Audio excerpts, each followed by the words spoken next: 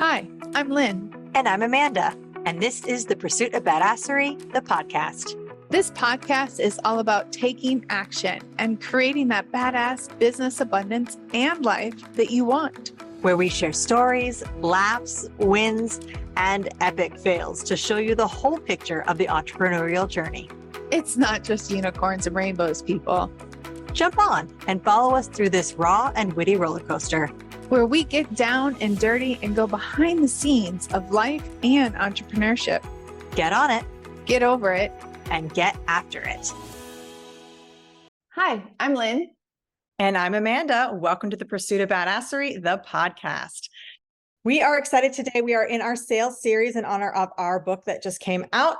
With us today is Candice D'Angelo. She is a corporate dropout with 12 years or more of sales experience and the founder of the Selling Lab, which is an online space where business owners level up their skills in sales and build custom trainings. And she is backed by a personal multi-million-dollar book on sales. So we are super excited to have you on the show today. Thank you. Thank you so much for having me. I'm so excited. Absolutely. Love it. I love that you're a corporate dropout. It's kind of like we're recovering perfectionists. It's like, done that, been there, moving along. Moving along. Yes. Oh, awesome. Well, let's dive right in and, what made you make that shift from corporate to sales? It's probably that's a loaded question. However, the easiest way to answer that is I knew that there wasn't any more space for me to climb. I'm sometimes overly ambitious, but definitely ambitious. And I wanted to do more. I remember in the corporate space, a lot of the females were the ones that were literally running the business of all the offices that I had that were my accounts. And typically it was male leadership. And that didn't rub me the right way. So in my sales career and just learning the ropes and building my own book of business, I was like, I can do this outside of working for somebody else. And that coupled with, I wanted to have a family. I knew I need flexibility. I knew that if I wanted to have more than one kid and sickness and all these things, that I had to have that flexibility. So I just decided to drop out and go out on my own. That's awesome. And that's really important to think about how that flexibility really comes into play, because I know coming from a very structured, normal workforce to being an entrepreneur, that made such a difference. And I know we always have these like mythical ideas like, oh, I'm going to become an entrepreneur and then I'll have all the time in the world because I just make my own schedule. And sometimes it's that way. And sometimes it's the opposite of that way. But it really is about the flexibility to change your life and sculpt what it is and what it's going to be for you that makes all the difference. I agree with that. That was very profound. That sparked so many things as you were saying that. So how did you get started in sales? I was a headhunter for a small boutique here in Florida. And I did that for 6 years. And I consider that to be inside sales because that really taught me how to be a people person. I think you're a people person naturally, but like when you sharpen those skills in the form of like recruitment or sales, that really like brings your natural skill set to the forefront. And so I worked with my accounts for Bloomingdale's. I had Bed Bath & Beyond, and I moved people that were incredibly happy and own homes from working at Target and moving them to New York City, all through the phone. And I realized like that is something that needs to be kind of like worked on a little bit, because I don't think that that's normal. I don't think like that's normal that you should be able to do that and never have met people, but in a good way. So I left that company and I just told my husband, I want to work in the medical industry. Like I want to be a sales rep. He thought I was absolutely bananas. And I got this like crappy job. Honestly, it was like $24,000 a year. The commission was uncapped, but I was an assistant for a rep. And I was like, I don't care. I just want to get the experience. Like I'm an 80s child. I'm not afraid to work and I'm not afraid to hustle. Like it is part of my DNA. So I did it. And after a year, they were like, great, we want to split up the territory. We're going to make you a territory manager.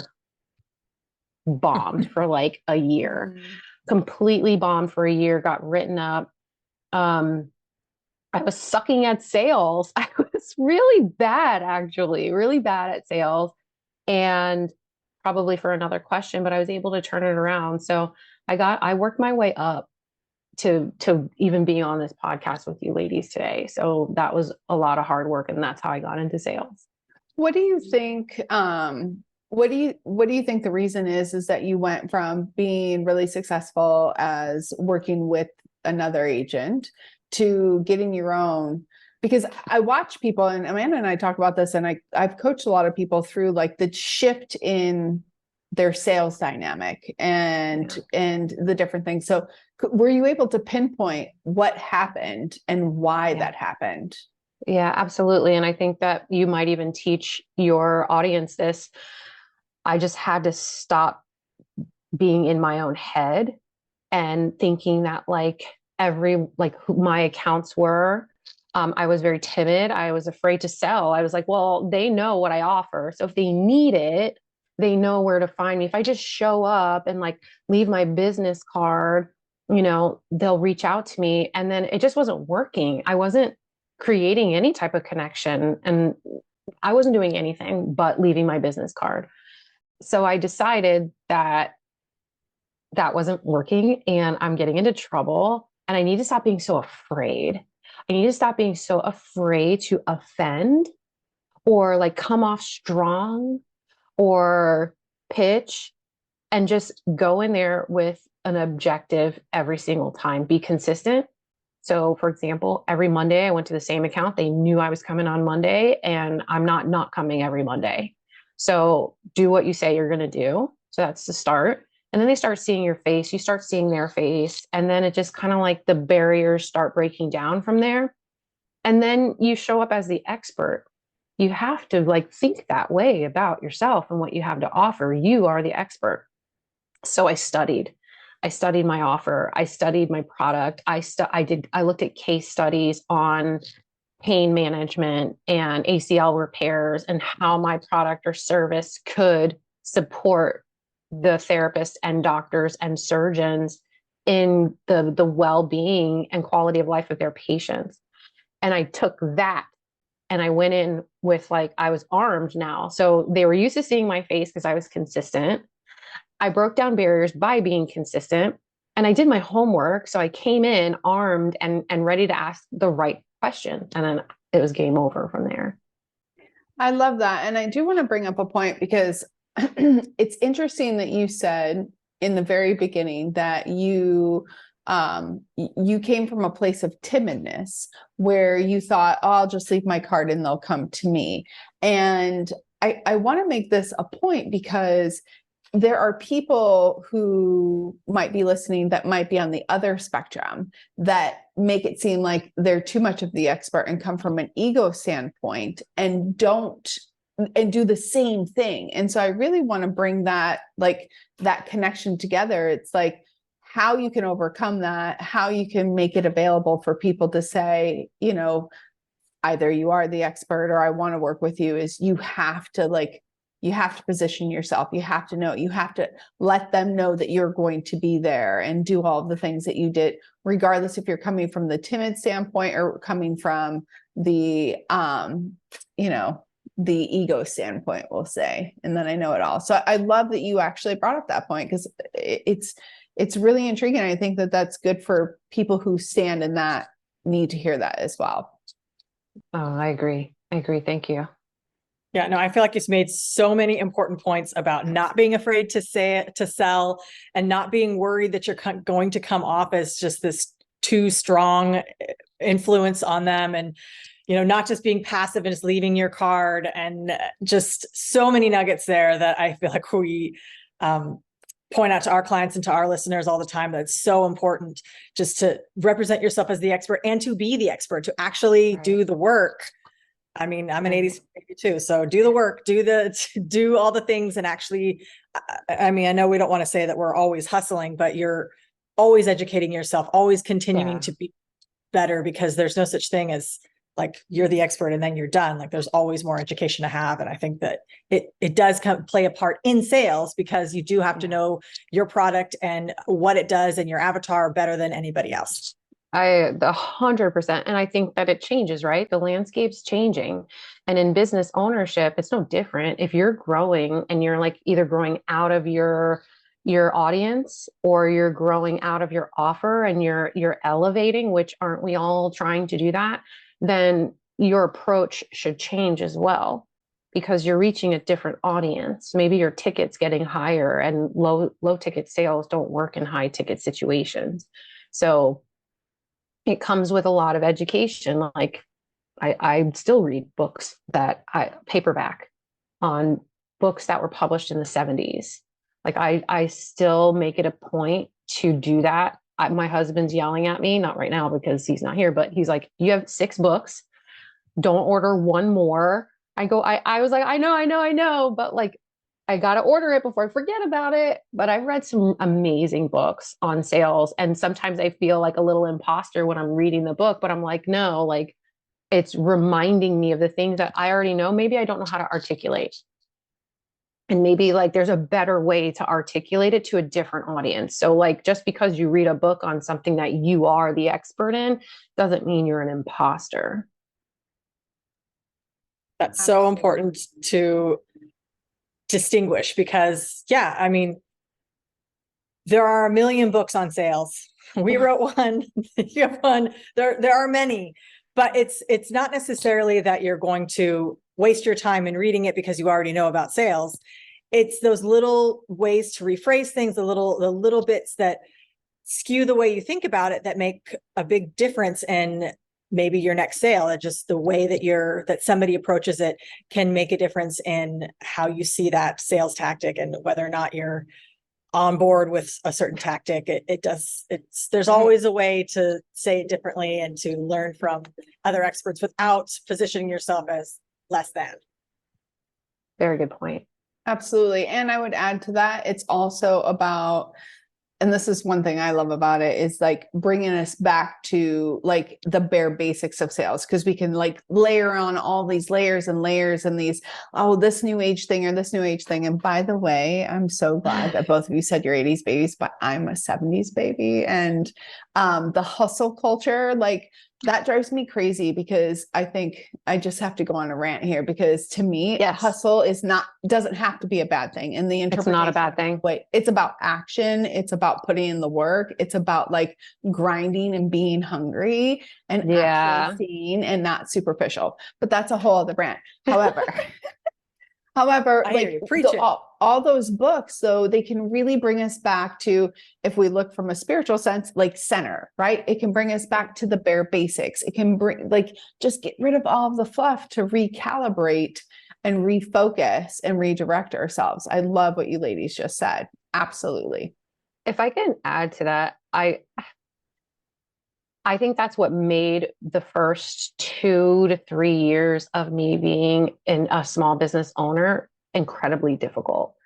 To be an expert in sales in the online space, Instagram specifically, because people wanted the selling in the DMs. They wanted the fast, quick, rich, whatever trend was out there. And that's what they wanted. They didn't want to hear how to perfect your sales process. They didn't want to hear what the methodology is to get from one milestone to the other in your sales process. They don't want to, at that time, they didn't want to learn those things. But now business is booming because they're like, okay, you're right. They're like, hi, you're right. I don't need to sell in the DMs anymore because I have this high ticket offer, because the buyer sophistication is accelerated and they're expecting to pay high ticket. So now they don't know how to sell high ticket, because nobody's going to buy your high ticket, not all the time, but majority, in a DM conversation if there's been no dialogue. So it just comes back to the foundational, traditional, tried and true sales techniques that will always win. It's like the rabbit in the hare. Absolutely.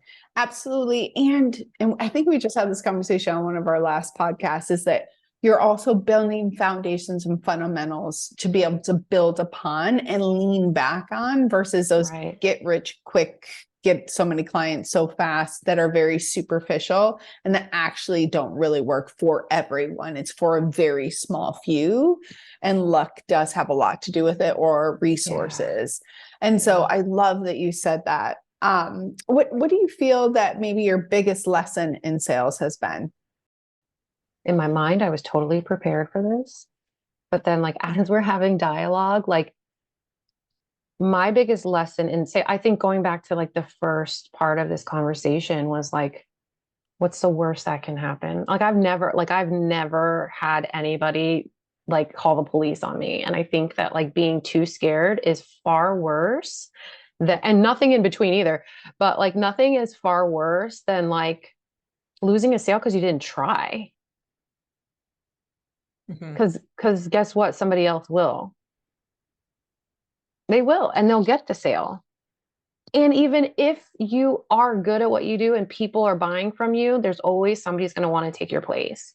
So the minute that you start sleeping on that, somebody else is going to take your place. And I can tell you this because I did that in my outside sales career. I remember this doctor, for the life of me, I could not get him to sign on with me. He was like, I just use this other product. He shows up. He's here. Remember, he's here. I said, okay, fine. And I respect that. But do you ever change reps? And if you do, what has to happen for you to change the rep? And that's what you call the upfront close. Just tell me what it is to win this, and then I'll do that. And he said they just either have to mess up, their product has to change, just those two things. So I kept showing up. And most people now will be like, well, that's a waste of my time. That's the problem. Your mindset that you think that that's a waste of time. Some sales cycles take much longer. Absolutely. It's like that give up culture, which drives me insane. It's insane. And I love that you said that. I mean, I remember times where I literally was nurturing a sale, a potential sale, which ended up being a sale, for a couple of years when I was selling pagers and cell phones. It was a big corporate, but still like years. And it paid off so much more. And I love that you called that the upfront close, because I love that kind of stuff. Like, let's cut to the chase. What do I need to do in order to gain this sale? What do I need to do what does he need to do in order to mess up the agreement? Like, right. Love that. I love that. Like, don't be afraid to ask those questions. Just do it. Just do it. Just do it.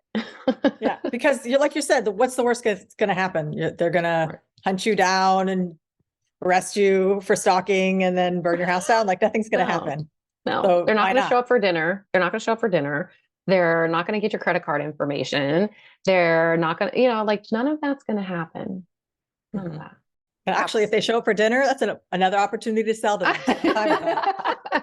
Absolutely. I'm good with that. And I think that, I mean, I would say, especially because we talked about the male-female dynamic, there is a behavioral style dynamic to that as well. Like that very forward, like, okay, and it is the energy behind it. You don't have to be like a complete, like bulldozer and bulldoze them with that question. And I can remember teaching in a particular class, I'm like, just ask them this question. And like half the class was like, oh, I could never. They were a bunch of nurturers. I could never. Okay, rephrase it in a way that you could. Like, this is something that is instrumental in being able to see, because otherwise you're playing in this limbo and nobody knows which way is up, and you're not actually helping the sale along. Like, you're not helping that pipeline, him or her move through the pipeline. And I think too, overall, if we're up against a man, like as a woman negotiating with a man, they will respect that a little bit more from us too, because we're like, we're cutting the brass tacks, right? It's not how the phrase goes, but essentially we're like being like, okay, like you're matching energy. How do you want to do this? Yeah. And it's okay to do that. It doesn't make you, and I think we're having this conversation before, it doesn't make us an imposter just because we're using a different language. So that way they could hear us and relate to us. Yeah. I think that's a skill. For sure. A learned skill, not one you're born with, one you have to trial and error, learn it the hard way. And I think also it's important not only to ask the question, but to be prepared for the answer. So they might tell you the reason is something that you can't handle. Like I would use your product if you only charge me $5. So are you going to charge me $5? And you're like, okay, well, no. But you have to understand that it's not just the difficulty of asking that question, but also accepting and moving forward in a positive way from the answer, whatever that might be. Navigating that. Yeah, definitely. Yeah. I think you hit a nerve for a lot of people listening, I think, because that fear of rejection, and we talk about this often, but that fear of rejection is the thing that's holding people back in the first place. So like, be prepared to hear it, but like, don't take it personally. Oh yeah. Don't take it personally, for sure. It's business. It's not personal. To the mattresses. Absolutely. So what do you love the most about sales? Selling or sales? Either. We'll let you choose. And that's a great distinction. It is. I find myself sometimes when I'm doing copy and I'm like, selling, sales, selling, sales, selling, sales. Give one of both if you can. And actually, how about let's start here. Tell our listeners what's the difference. Because I bet you most don't know the difference. Selling is the action. It's the verb. It's moving. It's the actual action of sales. Sales is just like the dollar sign and the revenue and like looking at it visually. That's how I look at it. That's how I look at the difference. I love sales because it's one of those power points in our economy. Like without sales, there is no business. The sales are the lifeline of every business. So like if your audience can wrap their head around that, that's like a non-negotiable, right? Like you have to sell. Selling for me when I'm in the zone, when I'm in my zone and I'm selling and it doesn't feel like selling because I'm listening. I'm actually listening. I'm listening to what the buyer is saying and what they're not saying, and reading in between the lines. And while I'm listening, I'm not trying to formulate an answer. And I learned that the hard way early on in my career. I'm actually listening, and when they're done, I take a breath and then I think, and they're waiting, which is great. And I think that's where people get really tripped up, is they get super nervous. They're like, they feel like they have to have an answer right away, or else they look like they don't know what they're talking about. But that's the opposite of what you want to do. I just love having that solution that the buyer comes up with for me. And that's what I love about selling, is like guiding them through that process and asking them the right in-depth questions for them to come up with a solution for me. I would say that's my favorite part. Absolutely. I know I'm processing too, Amanda. I see your little brain go. Yeah. Well, it's because it's that I really like particularly that you talk about that pause, because absolutely, we're so worried about that awkward silence, or at least I used to be when I was starting out in sales. I was like, oh my God, if I don't have something to say immediately, they're going to think I don't know what I'm talking about. But that pause is just as important. Like, take a breath, really listen to them, and then formulate an answer that actually pertains to their problem or to their solution, not just what you think is supposed to be said there. And it does. It's definitely an important part. And it's scary that first couple of times where it's like when you ask for the sale and then you just don't say anything else. And it's just this like that awkward silence. Oh no, what's going to happen? Like an eternity is going by. Yes. And it's like 1.2 seconds, but it feels just interminable. It's so long. Yes. Particularly when you're first doing it, it feels like this awkward, never ending pause, but it's going to be okay. It's going to be okay. And it's going to get easier. It does. And I do love that you brought up the point of not just pausing, because I think we talk about it in our book too, Amanda. If not, that could have been a whole chapter in itself, and I'm kicking myself in the tail right now. We're going to have a part 2. I know we will. The pause after you ask for the sale. However, you said the pause after they ask you a question or make a comment, instead of you jumping right into the answer. And I love that you gave both points, because I think that is really an important distinction between, like, you need them at both points and you need them for different reasons. And you also made a little nugget of they give you the solution that they need. Absolutely. People tell us what they need if we listen with all of our senses. They tell us how to sell them if we listen with all of our senses. Or if you're like me, you actually tell the sales rep, listen, if you want me to actually listen to your sales pitch, this is how you're going to sell me. This is what I need from you. I've had a few conversations like that. And I've had people thank me. They're like, thank you. I would have wasted all my time. Listen, I don't have time for you to waste my time. I'd like to do business with you. This is how you sell me. I love that. I wish more people would do that to me. Yeah, I agree. I wish that. I don't do it to everybody. I've only done it to a handful, but it was. Was it painful? Like, were you like, okay, let me help you. Let me just tell you how to do this. One of them was. The other one was not. It was more, there was, and I can't remember if I wrote about this or not, but one of them, I can remember the first time I did it, like legitimately did it. And it was this back and forth, like leaving phone messages. And I hate more than anything, don't waste my time, like going back and forth. And I already had a service with them. And essentially they were trying to renew me. And so this is the only reason why I kept the cat and mouse. And I was like, I left her a message. I was like, if you want me, we have to make an appointment. And then she was like, hey, we need to do this. So long story short, we got to the appointment. And I said, listen, this is, if you want me to re-up, this is how I need you to sell me. Ba, ba, ba, ba, ba. And she's like, okay. Because I want to know what I currently have, what's the changes, what's the price difference, and is there an upgrade that's comparable to get me X results? And she was like, man, like if everybody was like you, but I also think that is a behavioral style thing too, besides being like thin for time at that time. Not that I'm not thin for time, but, because I'm a high D in the DISC assessment. Like I want things bullet pointed to me. I don't need all the data behind it. You just tell me a couple of key points and a price and I'm good. And it's interesting how each behavioral style is different, but yeah, no. And so it was more the back and forth that was painful. I have to sit with it. I want to say it was a bit cringy because it was a guy, but it was a guy and I don't think he took it. I think he might've been offended a little. But it's interesting because sometimes people don't listen to you too, when you say it, like you're telling them, like, just get to the point. And then they're like, well, as you can see, our product here does. You're like, no, that's not the point. I don't need that. You do. But do you think that's because you're in sales?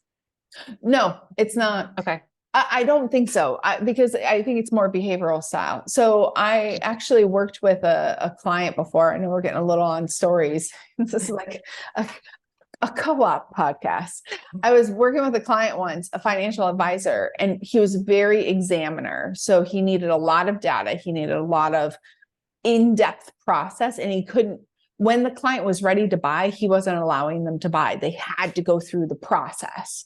Right. And I was like, babe, you were losing out on clients.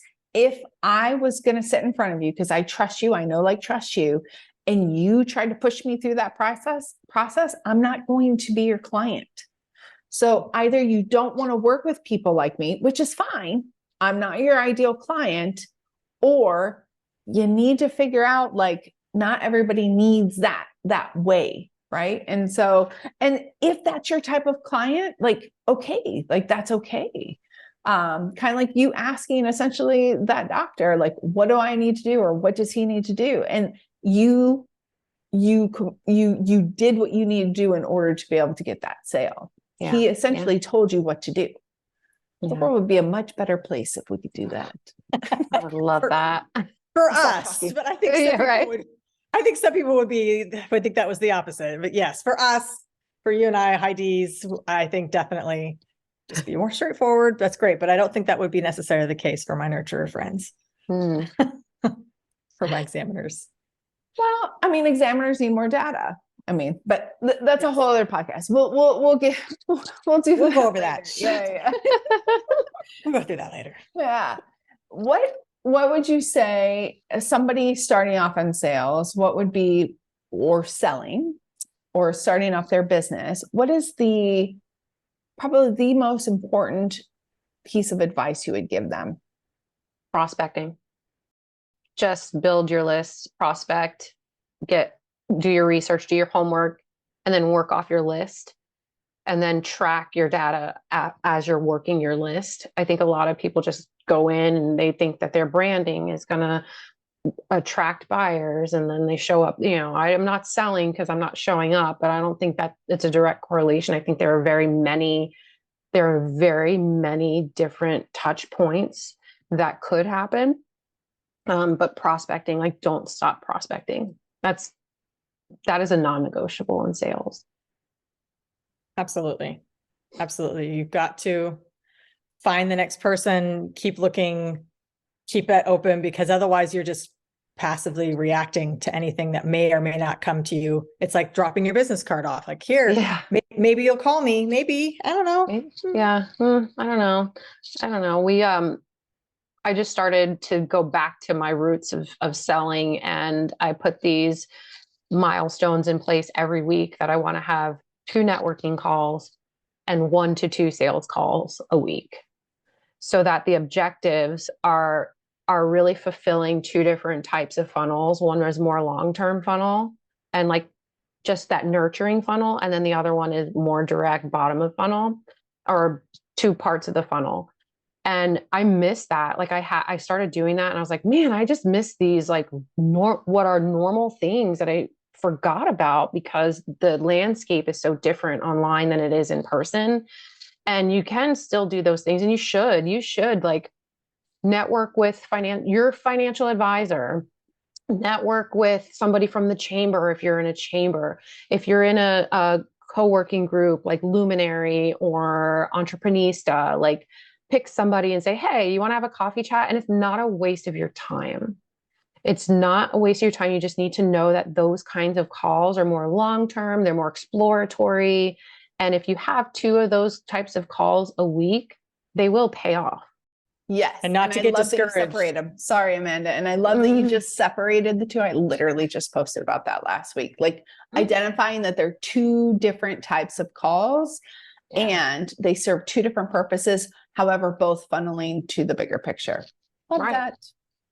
Yes. Go ahead, Amanda. And it takes time. So it's not an instant, every call I make, I'm going to make a sale. Every networking event I go to, I'm going to make this amazing connection that's going to lead to $10 million in sales. Like, sometimes it's the long game, and that's okay too. Yep. And I love also too about the always prospecting is, and I find this with individuals, is that, we've talked about this a lot. We spoke about this a lot, working on versus in the business and different things of that nature. However, when you get out of the prospecting kind of like energy, it's easy to be afraid to get back into it. And so when you keep that, like that wheel greased, if you would, it's so much easier. Yeah. It's a habit, good habits. Establish really, going back to your question, like what would you tell somebody just starting out? Establish really good, healthy sales habits, and prospecting is a very good, healthy sales habit. Mm-hmm. Absolutely.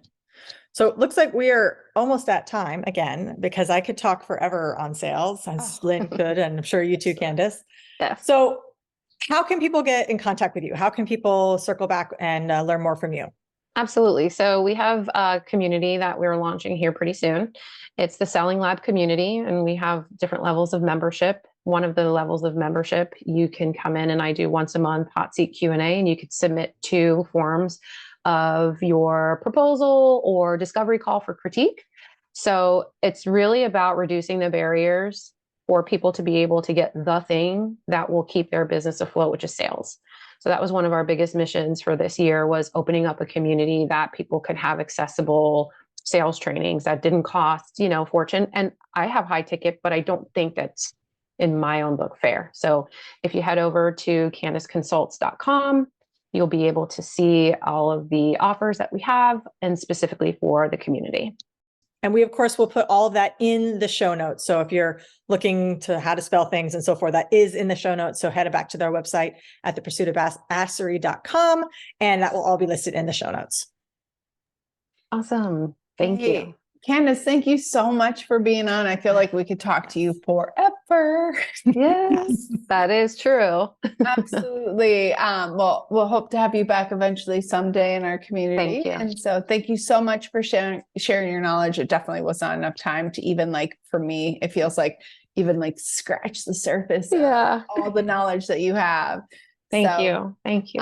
Everybody, please check out Candice and her membership and her website. Definitely get on her pages as well and follow her. And yeah, so until next time, Get after it. thanks everybody. All right, everyone, it's not enough to just listen. Now you've got to put it into action. We are so excited to see what you do next. If you enjoyed our show, please leave us a review on iTunes. And to find out more about what we're doing, visit us at thepursuitofbadasserie.com.